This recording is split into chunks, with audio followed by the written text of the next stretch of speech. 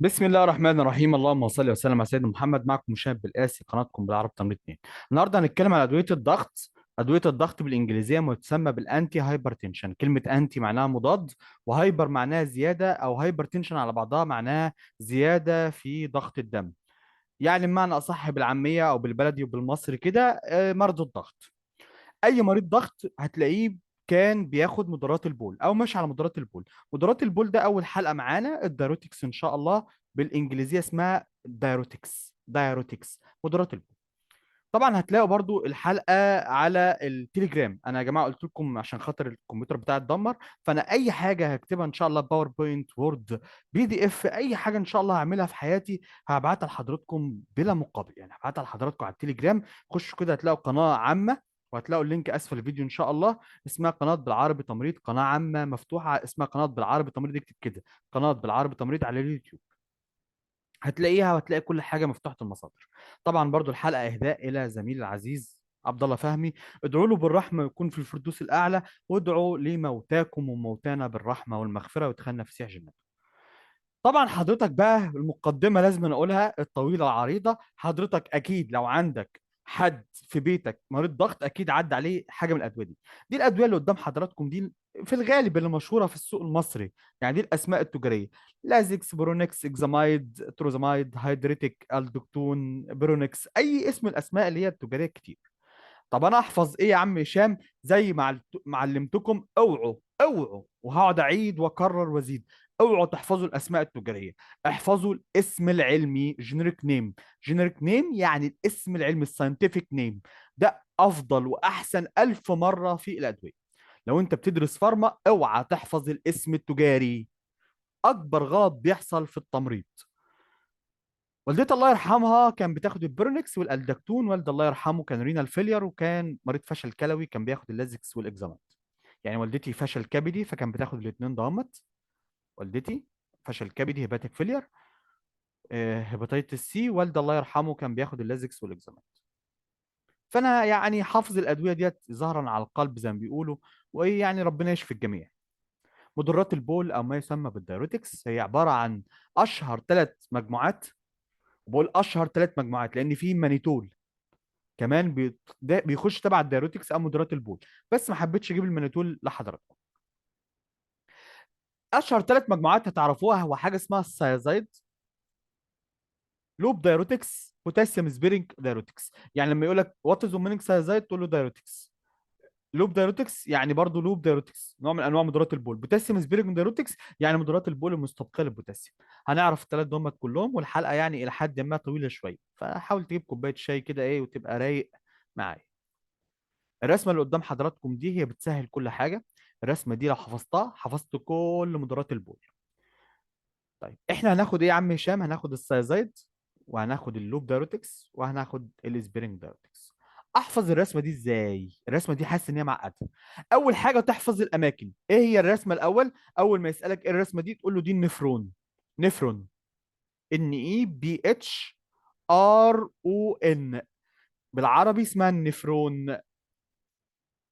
ايه هو النفرون؟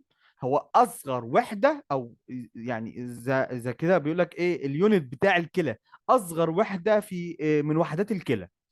الكليه لما احنا كنا بنقول للناس زمان ان الكليه الشخص او الجسم او الانسان عنده اتنين كليه، رايت وليفت، شمال ويمين. كل كليه بتتكون من نفرون، مليون نفرون، يعني 1 مليون من النفرونات. عباره عن مصفى، عشان اقربها للناس، عباره عن مصفى. المصفى دي فيها خرام كتير، كل خرم ده بيعتبر نفرون. طب وظيفه ايه بقى الخرم او المصفى ديت، النفرون ده اللي هي القناه ديت؟ النفرون ده وظيفته ان هو بيعمل فلتريشن، بيعمل تنقيه للدم، بينقيه من السموم زي ما احنا كنا بنقول كده بالعاميه للناس اللي هم عامه الناس. وكمان بيحافظ على عناصر الكلورايد والصوديوم.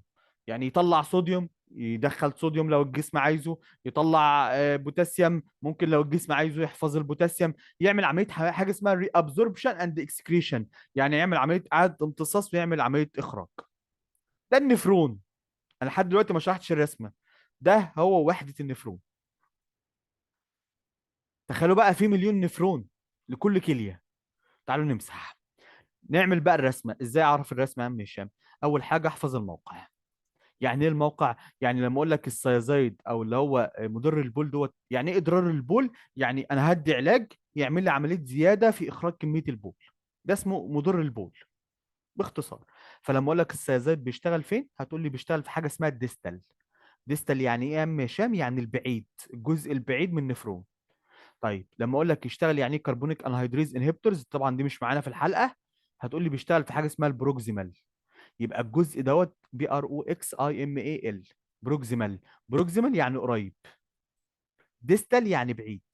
يعني انت تقول لي يا عم هشام ده بيشتغل هنا قريب الكربونيك انهيدريز، والسايزايد بيشتغل بعيد في الجزء البعيد. طيب الدايروتكس، اللوب دايروتكس بتشتغل في حاجه اسمها لوب اوف هينل. يعني ايه لوب اوف هينل؟ يعني التواء، دي اسمها الالتواء، لافف يعني. وهينل ده اسم العالم، اسمه كده هينل اللي اكتشفها.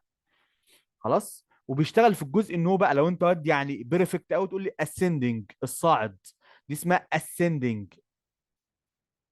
ascending معناها الصاعد من لوب اوف هينل. طيب سبيرنج دايروتكس، انا كده بقول لكم المواقع دي بتشتغل في حاجه اسمها الكولكتنج داكت. كولكتنج معناها التجميع، داكت يعني قنوات التجميع.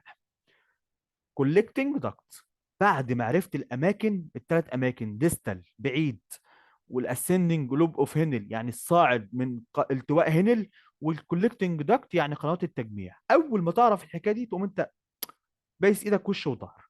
تاني حاجه تعرفها في الرسمه، اي سهم احمر، اي سهم احمر ده أهو، او اي سهم خارج عن القناه يعني مش داخل في قلب الرسمه كده اهو، اعرف على طول اللي هو اكسكريشن، خروج.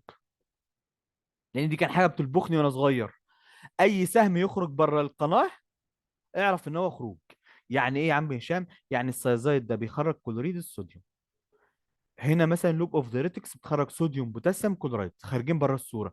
طب هنا بقى هتلاقوا السهم الازرق ده اهو، البوتاسيوم داخل، يبقى بيعمل سبيرنج بوتاسيوم، ده اللي هو ماسك البوتاسيوم بيمسك بوتاسيوم وهيدروجين.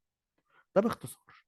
الرسمه دي هتتكرر معانا تاني، ما تقلقوش. يبقى نعرف الموقع فين، بيشتغل فين، وبيعمل ايه بس. تعالوا بقى ناخد السيازايد. السيازايد هو عبارة عن مجموعة من الأدوية التي تستخدم كمضادات للبول، وتستخدم غالبا لعلاج ارتفاع ضغط الدم والوزمات، ارتشاحات أديمة زي اللي بتحصل في أمراض القلب والكبد والكلى. بالإنجلش لما يقول لك يعني ايه السيازايد تقول له ده نوع من أنواع الدايروتكس، نوع من مضادات البول. بيعمل إيه يا عم هشام؟ كأنتي هايبرتنشن، كمضاد لضغط الدم، والافيوجن عامة، سواء باللورال افيوجن اللي هو طبعا ارتشاحات، اللي هو بيقول لك ميه، العيان كده يقول لك ميه على الرئة، في ميه في الكلى متجمعة في الكلى، في ميه في بطني، دي اللي هي الافيوجن عامة. في بريكارديال افيوجن، ميه على القلب. ارتشاحات أديمة، تلاقي رجليه مورمة، اللي هو الارتشاحات بقى تحت الجلد، تحت أنسجة الجلد، دي اسمها الأديمة. دي بتحصل فين؟ بتحصل في سواء بقى الهارت فيلير او الهيباتيك فيلير او الرينال فيلير، اللي هي بقى الفشل بمعنى اصح، فشل قلبي، فشل كبدي، فشل كلوي. اشهر حاجه تقولها له الهيدروكلوروسايزايد. الهيدروكلوروسايزايد دوت دواء، مجموعه من مجموعات السايزايد، او دواء من ادويه السايزايد لانها كتير. سواء الكلوروسايزايد، اشهر حاجه تشوفها في مصر ان شاء الله الهيدروكلوروسايزايد، زي ما حضراتكم شايفينه ده الاسم التجاري بتاعه اللي موجود هنا في مصر. وده التركيب الاستراكشر بتاعنا. مش ما بيهمناش كتمريض، بس انا حاططها لعل وعسى يكون في علماء، او طبعا طلبة كلية العلوم بيبقوا احسن مننا، وزملائنا من اطباء الصيادلة او الصيادلة زملائنا بيعرفوا الاستراكشر. احنا كتمريض ما يهمناش الاستراكشر. دي رسمة تانية، معلش هجيبها لكم تاني عشان برضو ما تتخضش بالرسمة، هي نفس الرسمة اللي فاتت. انا بتكلم على السيازايد، هتقوم قايل لي السيازايد بيشتغل فين؟ في الديستال كونفوليوتد تيوب. معلش ما تتخضش من كونفوليتد تيوب ديت او تيوبل، دي برضو هي الجزء البعيد. ده بيعمل ايه بقى الثيازايد؟ بيعمل بلوك الصوديوم كلورايد ترانسبورتر، يعني بمعنى اصح بيجي على النواقل بتاع الصوديوم والكلورايد يقفلها فيخرج صوديوم وكلورايد. باختصار نفس الرسمه، هي دي نفس الرسمه دي. بيخرج كلوريد الصوديوم. كلوريد الصوديوم ده اللي احنا كنا بنقوله زمان يعني في الثانويه وفي الاعدادي، يقول لك كلوريد الصوديوم ملح الطعام بيحتوي على الكلوريد والصوديوم. كلوريد الصوديوم طالما الملح طلع يبقى يطلع معاه ميه، الميه تحب الملح والملح يحب الميه. كلوريد الصوديوم السيازايد بيطلع كلوريد الصوديوم. ده باختصار. بيشتغل فين؟ في الديستال لوب، الديستال تيوبل او القنوات البعيده. دي رسمه معقده شويه، تعالوا بس نفهمها بالراحه. دي النفرون، بيروح هنا السيزايد يشتغل فين؟ في الديستال، فيخرج ايه؟ يخرج صوديوم. يخرج صوديوم، وطالما خرج صوديوم هيخرج معاه كلورايد وبوتاسيوم كمان. تمام. فيعمل ايه يا عم هشام؟ السايزايد ده أهو يعمل لوس في الصوديوم اند ووتر، يخرج صوديوم يبقى يخرج ميه. ممكن يخرج بوتاسيوم فيعمل هايبوكاليميك ميتابوليك الكالوزيس، ويعمل انكريز للكالسيوم ريابسوربشن. تعالوا بس بالراحه نفهم يعني ايه ميتابوليك الكالوزيس. كلمه الكالوزيس يعني قاعدي، يعني انا لو سحبت غازات للدم للعيان هلاقي البي اتش كام؟ اكبر من 7.45، يعني العيان قاعدي. طب مين اللي عامل الالكالوزيس دوت؟ ابص للبيكارب هلاقي البيكارب اعلى من 26. سي اتش سي او 3 اعلى من كام؟ 26 او 28. هتلاقيها في الغالب اعلى من 28 او 26 عشان ده نسبه طبيعيه. دي اسمها الميتابوليك الكالوزيس. وتبص للعيان تلاقي الصوديوم، سوري، تلاقي البوتاسيوم اقل من 3 ونص، يعني اقل من 3 ونص. ده باختصار هايبوكاليميك ميتابوليك الكالوزيس. عيان بتعمل تحاليل لقيت البوتاسيوم بتاعه قليل، ولقيت البي اتش بتاعته اكبر من 7.45، ميتابوليك الكالوز بايكارب هو اللي عامل الحكايه ديت. على طول تفكر وتراجع الدراج شيت، او الدكتور هيراجع الدراج شيت بتاع الادويه بتاعه مضادات البول. لو بياخد سازايت يبقى يحاول يقلل الجرعات يا يوقفه. طبعا بيبقى في كونسلتيشن واستشاريين هم اللي بيرجعوا لهم في الامر ده. في انكريس كالسيوم ري ابزوربشن. من ميزات السيازايد جدا اللي هو في ميزه ان هو بيمتص الكالسيوم، مش بيخرج كالسيوم. فده الرسم ده باختصار، ده اليورين، ده البول، وده البلد. هي نفس الرسمات اللي فاتت بس ايه، بطريقه يعني علميه دقيقه قوي. اي تي بي طبعا اللي هو بتاع الطاقه والنواقل العصبيه، الادينوسين والكلام ده كله مش فارق معانا. انا اللي يفرق معايا ان انت تعرف ان السيازايد بيجي ان هو في الديستال يقفل القنوات دي فيخرج صوديوم، يخرج كلورايد، ويدخل الكالسيوم من البول يرجع يعمل له عمليه اعاده امتصاص فالكالسيوم يزيد في الجسم. طبعا ممكن يخرج بوتاسيوم معاه. ده باختصار. هنا بقى معلومه حلوه قوي، بيقول لك 10% من الصوديوم اللي بيمتص اصلا بيرجع يعمل له عمليه اعاده امتصاص في الديستال. دي معلومه، يعني 10% من الصوديوم بيرجع اعاده امتصاص. طب انت لو انت قفلت 10% من الصوديوم اللي في الجسم وخرجته بره الجسم، على طول هتخرج معاه كميه ميه محترمه. ايه اللي يهمني في السيزات تعرفه؟ حاجه اسمها لو دوز ثريشولد. انا يهمني الجمله دي عشان تعرفوها كمعلومات زياده، لازما كشغل اكاديمي شويه، معلش بيبقى تقيل. ده بيسموه المينيمم دوز اوف دراج ذات تريجرز مينيمال ديتكتبل بيولوجيكال افكت ان ذا انيمال. يعني ايه الكلام ده كله؟ يعني اقل جرعه تديها للكائن الحي يعمل تاثير حيوي او تاثير بيولوجي على الجسم، وبالذات لو الحيوانات، حيوانات التجارب. دي بيستخدموها دكاترة الصيادلة بتوع الفارما، سواء بقى كلية طب بشري أو كلية الصيدلة. بيعرفوا الحتة دي اسمها لو دوز ثريشولد. أنا معلش عايز أديها برضو كتمريض تعرفوها عشان انتوا لو بتدرسوا فارما في الماجستير والكلام ده. الكلوروسايزايد أقل جرعة فيه أقل من 500 مللي جرام بر داي تعمل تأثير. طيب إيه السايد إفكت بتاع السايزايد لما يجي يسألك؟ طبعا بيخرج، بصوا بقى، سهل قوي. بيخرج بوتاسيوم يبقى كيفور بوتاسيوم، بيخرج صوديوم يبقى ان ايه، اللي هو الاسم او العنصر مغنيسيوم ام جي، يبقى هايبومagnesemia، هايبوناتريميا، هايبوكاليميا. هايبوكالسيوريا يعني ايه كالسيوريا؟ يعني كان بيمتص الكالسيوم منين؟ من البول، فتلاقي البول ما فيهوش كالسيوم. فخد بالك لو في حصوات كالسيوم، يعني لا يفضل السيازات في الحته دي. ليه بقى يا عم هشام؟ لانه هيعمل حاجه اسمها هايبر كالسيميا، يعني هيزود الكالسيوم في الدم، عكس هايبوكالسيوريا، عكسها هايبر كالسيميا. كالسيميا دي يعني هيعمل زياده في عمليه امتصاص الكالسيوم فيخليه زياده في الدم. بس خدوا بالكم برضو لو شخص عنده نقص في الكالسيوم السيازات حلو.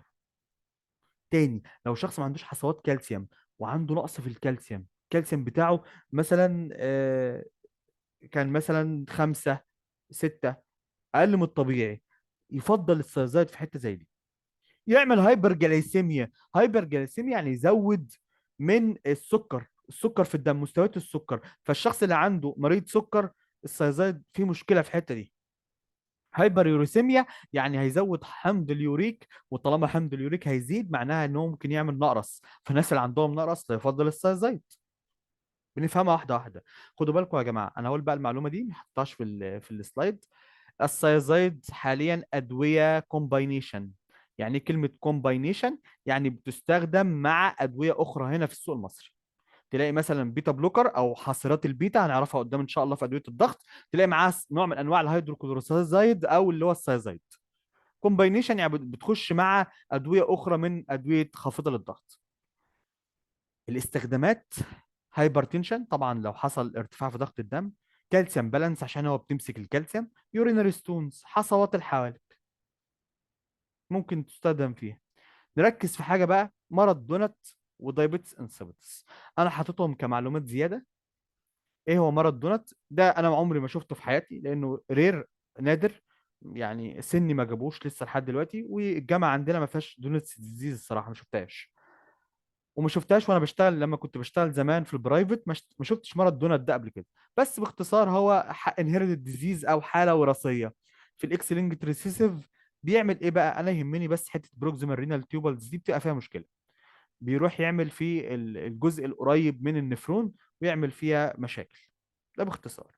تلاقي فيه بروتين في اليورين، والكالسيوم خارج في اليورين، والكدني كمان مكونه حصوات ونفرو كالسينوسز وكرونيك كدني فيلير، يعني فشل في الكلى. ده باختصار. انا يهمني الدايابيتس انسيبيتس ده ايه. دي بقى مهمه جدا بالنسبه لي، لان اللي بيشتغل حالات حرجه هيعرفها كده في شابتر. برضو معلش انا ما شفتهاش على ارض الواقع، يعني برضو سن الصغير لسه ما يجيبهاش، وما شفتهاش في شغل البرايفت. فلو حد شافها ممكن يحكي لنا عليها في اي تجربه، سواء في الكومنتات او في فيديو يعمله، ويشرح لنا ايه الدايابيتس انسيبيتس على ارض الواقع كحاله فعلا. الدايابيتس انسيبيتس ده مرض السكري الكاذب، اسمه كده دايابيتس انسيبيتس. وده بيبقى بيخش برضو، كنا يعني لو انت كده شفت في الكريتيكال كير او في الحالات الحرجه هتلاقيه. ده عباره عن ايه يا عم هشام؟ دايما كانوا يقولوا لنا مرض السكري الكاذب، وات از اومينينج دايابيتس انسيبيتس، تقول له ده مرض سكري كاذب. في نوعين: في حاجه اسمها نيوروجينيك وفي حاجه اسمها نيفروجينيك. يعني في حاجه اسمها عصبي، العصبي ده الانتي دايروتيك هرمون مفيش. في حاجه اسمها الهرمون المضاد لاضرار البول، يعني بيمسك الميه بيحبس الميه، اسمه انتي دايروتيك هرمون. دايروتيك يعني مضر للبول، انتي يعني مضاد. ده اللي هو بيسموه فازو بريسين. وده نوع من انواع الادويه اللي بتتاخد عشان تعمل ارتفاع في ضغط الدم، ترفع ضغط العيان. الهرمون ده فيه نقص، لما يكون في نقص بيسموها نيوروجينيك دايابيتس انسيبيتس. طيب الهرمون ده بقى لو ما فيهوش نقص بس في مشكله في المستقبلات بتاعته على الكلى، امبروبر ريسبونس، عدم استجابه ليه، دي بيسموها نيفروجينيك دايابيتس انسيبيتس باختصار. يعني ده بس حبيت كمعلومه زياده تعرفوها. اقرأها بالعربي اهو: احد انواع مرض السكري الكاذب بيرجع بشكل اساسي الخلل في الكليه، يختلف عن مرض السكري الكاذب عصب المنشأ ان هو نيوروجينيك. نقص مستوى هرمون الفازوبريسين، الهرمون المضاد للتبول، بيحدث بسبب استجابه غير مناسبه الكليه. يعني هنا بمعنى اصح دايبيتس انسيبيتس هنا اللي انا عايز اقوله لكم ان هو نيفروجينيك، يعني نتيجه مشاكل في الكلى. نخش على مضر البول العربي او اللوب دايروتكس. اللوب دايروتكس لما اقول لك يعني لوب دايروتكس، مجموعه دوائيه بتشتغل في التواء هنالي. فاكرين لما قلت لكم اهم حاجه تعرفوا الموقع فين؟ في الاسندنج الصاعد. طبعا دي بتستخدم في الانتي هايبرتنشن والاسايتس بانواعها، سواء بقى الهارت فيلير او الرينال فيلير، اللي هو استسقاء. سواء يقول لك مثلا العيان في ميه رد على الكلى، مثلا في ميه متجمعه في القلب، بريكاردال افيوجن، اللورال افيوجن، الحاجات دي كلها. خدوا بالكم بقى من المعلومه الجايه دي عشان هامه جدا جدا جدا. اللوب دايروتكس وظائف الكليه لو تعبانه ياخد لوب دايروتكس. السايزايد وظيفه الكليه لازم تكون سليمه، يبقى الناس اللي عندهم كليه سليمه ممكن ياخدوا السايزايد. اما الناس اللي زي والدي الله يرحمه كان كليته بايظه والكرياتينين واليوريا فيها مشاكل، وظائف الكلى غير سليمه، يبقى ياخد اللوب دايروتكس. مهمه جدا قوي قوي قوي. يعني اللي عنده خلل في وظائف الكلى بياخد ايه؟ بياخد اللوب دايروتكس. اما اللي كليته سليمه بياخد الثايزايد يستحمله. طبعا دول اشهر ثلاث حاجات واكيد شفتهم وهتشوفوهم. ده اللازكس اللي هو الاسم التجاري، البرونكس ملوش دعوه بالاسماء التجاريه، والاكزامايد. الاسماء العلميه بقى هي اللي تهمني: الفروزامايد، بومتانايد، والتروزامايد. اخرهم مايد، تلاقيهم كده على نفس القافيه: الفروزامايد، بومتانايد، والتروزامايد. لو حفظت الاسم العلمي انتهيت من المواضيع دي كلها. دي الرسمه، وتحس ان الرسمه تخضك، اوعى تتخض. اللوب دايركتكس بتشتغل فين يا عم هشام؟ بتشتغل في رقم ثلاثة. رقم ثلاثة ده اللي هو ايه؟ الصاعد، ascending loop of هينل، يعني الجزء الصاعد من التواء هينل. بتعمل ايه يا عم هشام؟ بلوك صوديوم بوتاسيوم كلورايد كوترانسبورتر. يعني ايه كوترانسبورتر؟ يعني برضو النواقل بتقفل القنوات والريسبتورز او المستقبلات ديت، فتخرج صوديوم، تخرج بوتاسيوم، تخرج كلورايد. يعني الكلوريد والبوتاسيوم والصوديوم. انا عرفت الموقع وعرفت هي بتعمل ايه. ده اللي انا عايزه من الرسم.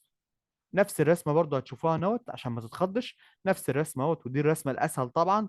ان هو بيتخرج هنا السهم خارج بره الرسمه، يبقى بتخرج صوديوم بوتاسيوم كلورايد. باختصار، موضوع مش صعب، واسندنج لوب اوف هند.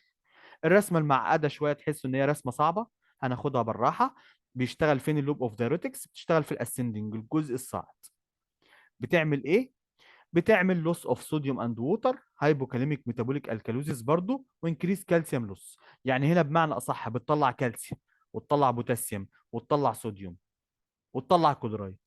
بتطلع تقريبا معظم العناصر والمغنيسيوم معاه. عشان كده اللوب دايريتكس بتعتبر من اخطر مضرات البول، اللي تعمل الكترولايت ديستربنس، تعمل مشاكل في العناصر، اختلال وخلل عام في عناصر الجسم. عشان كده بيتعمل اعاده مراجعه للدراج شيت، مراجعه ل شيت الادويه، الشيت الديسكريبشن او بريسكريبشن بتاع الدكتور. يجي الاستشاري يقعد يراجع في العلاجات، شوف ايه اللي حصل في مشكله في الالكترولايت ديستربنس. وهنا الاستشاريين بيقدرهم قوي جدا، ناس خبرات يعني عظيمه، وقيمه وقامه. طيب ايه هنا بقى الرسمه دي برضه عشان تعرفوها؟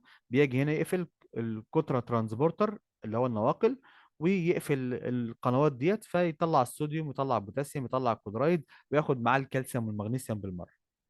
يعني الديفلنت ديت معناها متنوع، فقد متنوع لكل حاجه. خلاص. ويطلع برضه ايون الهيدروجين معاه. ده باختصار. ايه اللي يهمني بقى في المعلومه الجايه دي؟ لو انت حضرتك بتشتغل في رعايه القلب لازم تعرف ان البومتانايد اقوى 40 ضعف الفروزاميد. يعني قرص واحد ملي جرام بيعادل الفروزاميد ده.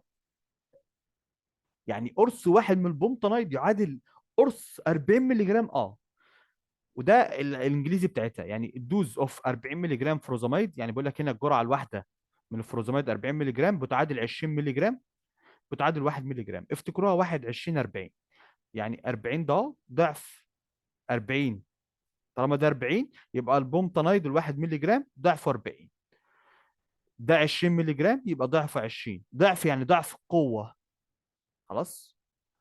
ايه الاثار الجانبية او السايد افكت من اسمها برضو من غير ما نحفظ؟ بيخرج الصوديوم يبقى ان ايه؟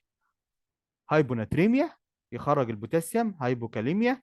يخرج المغنيسيوم هايبومغنيسيميا. يخرج الكالسيوم هايبوكالسيميا. يعمل دهيدريشن، جفاف، مشكلته في الجفاف، عشان قوي جدا. يعمل هايبر يوريسيميا. خد بالكم اللوب دايروتكس من اقوى الدايروتكس على الاطلاق. وكمان عشان بتستخدم في وظائف الكلى السيئه، اللي هو عنده اختلال في وظائف الكلى، فبتستخدم على نطاق واسع. فعشان كده ممكن تدخل عيان في جفاف، دهيدريشن. هايبر يوريسيميا معناها زياده في حمض اليوريك، وطالما زياده في حمض اليوريك يبقى الناس اللي عندهم نقرس. يعني الاكلين اللحوم الحمراء زي ما بيقولوا بكميات، او اللي هو مرض الملوك زي ما بيقولوا. ديسنس دوخه ممكن يعمل بوستشرال هايبوتنشن. الشخص يجي يقوم، او يجي هو كان قاعد مثلا يعني يقوم كده مره واحده، او يقوم بالراحه حتى، يلاقي نفسه بيدوخ. ممكن يخش في اغماء، سينكوب. طيب تعالوا بقى، معلش الحلقه قد تكون طويله شويه، بس عادي يعني. مضر البوتاسيوم، او اللي هو البوتاسيوم سبيرنج دايريتكس، مضر البول المستبقي للبوتاسيوم، من اسمه ان هو بيمسك في البوتاسيوم. دي عباره عن مضرات بول، بتشتغل برضو في الكوليكتنج داكت، بتستخدم في علاج ضغط الدم، وفي كونجستيف هارت فيلير. وخدوا بالكم من حته فشل القلب الاحتقاني ديت، معناها ان هو يعني بيعمل حاجه اسمها ريموديلنج. عشان كده بيستخدموه جدا في رعايه القلب. الناس اللي شغاله في السي سي يو حبايبي في مستشفى جامعه كفر الشيخ، بحبكم جدا والله. بيعمل ريموديلنج للهارت فيلير. يعني ممكن، وهقول لكم يعني ايه ريموديلنج دلوقتي، فكروني بيها بس يا رب افتكرها. اسبرنولاكتون ده من اشهر الادويه اللي كان بتتاخد. يعني انا والدتي الله يرحمها كان مريضه كبد وكانت بتاخد الالدكتون. اسبرنولاكتون زمان، يعني من اكتر من 14 15 سنه، يعني حتى من قبل ما اعرف اصلا يعني ايه طب كنت بشوف والدتي بتاخده. كنتش فاهم الادويه دي بتتاخد ازاي الصراحه، بتتاخد ليه. ده الاستراكشر مش فارق معانا كتمريض. طيب الرسمه باختصار يا عم هشام، اعرف الموقع فين. ده البوتاسيوم سبيرنج دايريتكس، بيشتغل في الكوليكتنج داكت في قنوات التجميع. بيعمل ايه يا عم هشام؟ تاني حاجه بيخرج لي الصوديوم وبيمسك البوتاسيوم. اهو السهم داخل جوه اهو، يعني بيمسك في البوتاسيوم وايون الهيدروجين. في حاجه بقى مهمه جدا ودي اللي قلت لكم عليها، حاجه اسمها الالدوستيرون انتاجونست. يعني بيقفل الالدوستيرون، بيمسك هرمون الالدوستيرون كده يقول له السلام عليكم، انا قاعد مكانك، قاعد على المستقبل، مش هتخش في الكلى، فانت مش هتشتغل. طب ايه هو الالدوستيرون؟ هتعرفوه في اخر الحلقه ان شاء الله، هنتكلم عليه. بس ده بيعمل عمليه ريموديلنج للهارت فيلير. افتكروها بس وهنشرحها دلوقتي يعني في اخر الحلقه ان شاء الله. انا اسف طبعا، هنا في غلطه هنا معلش، ده مش لوب دايروتكس، ده سبيرنج. نعملها بس كده مساحه. دي اسمها السبيرنج، بيشتغل في رقم خمسة. اسمه هو الدي استرون انتاجونست. اول ما تشوف الام ار اي ما تتخضش، او الالدي استرون انتاجونست، اوعى تتخض. هو الاسبرنولاكتون، بمعناها ان هو انتاجونست، دي معناها مضاد الهرمون الالدو استرون، مضاد للالدو استرون. طب الالدو استرون ده عباره عن ايه؟ عباره عن هرمون بتفرزه الغده القذريه من القشره. فاكرين اللي هو بيسموه كورتكس ومضله؟ الكورتكس ده بيفرز هرمون اسمه الالدو استرون، ده بيعمل احتباس للميه واحتباس للملح، سولت اند ووتر ريتنشن، فيرفع الضغط. وده مشكله في حد ذاته يعني، ده لوحده الالدو استرون ده لو ما اتظبطش بيبقى مشكله.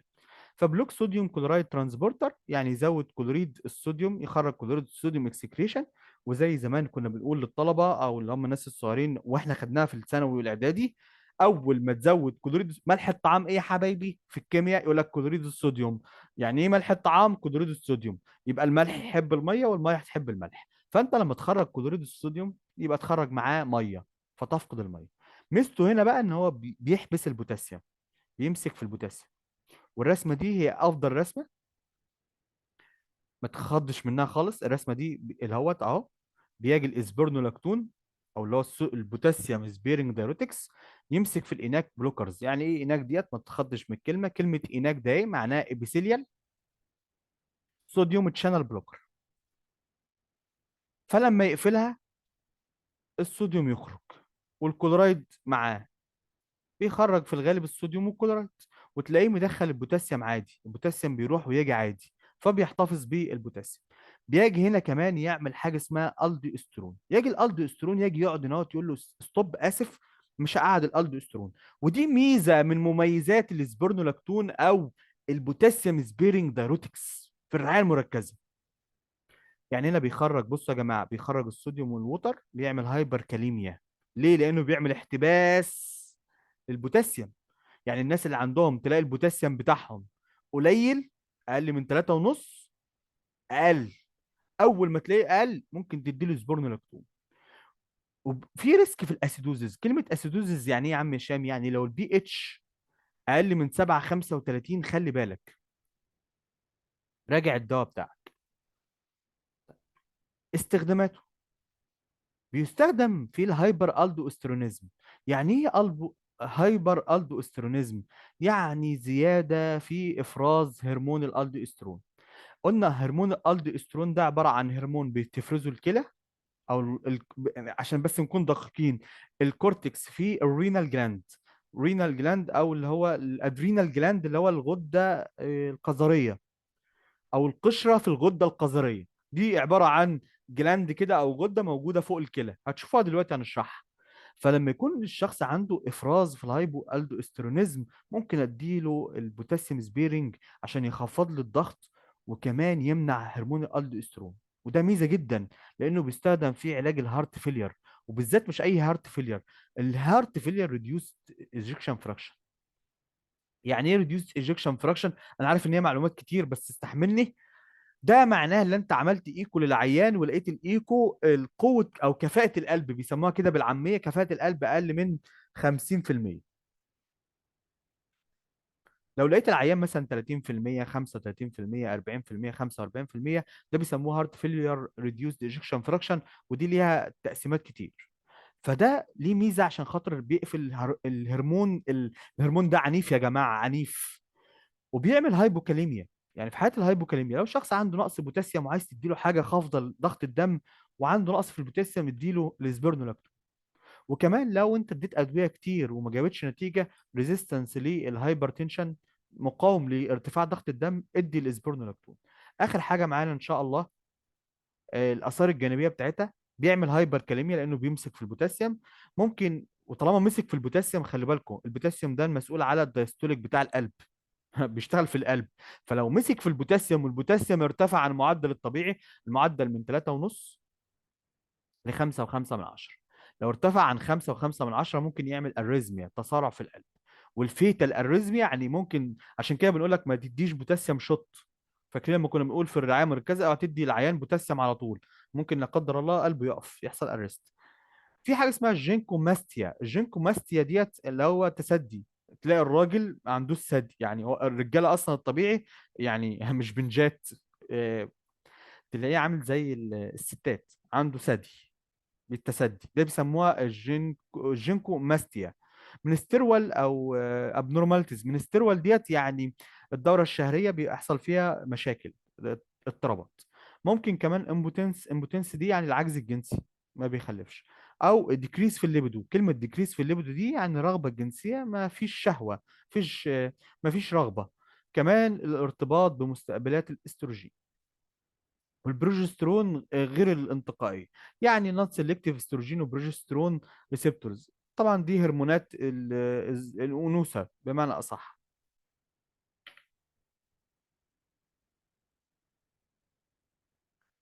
دي بقى معلومه، اخر معلومه، معلش انا اسف يعني الحلقه صعبه شويه الى حد ما وطويله. معلومه اضافيه، ما هو هرمون الالدوستيرون؟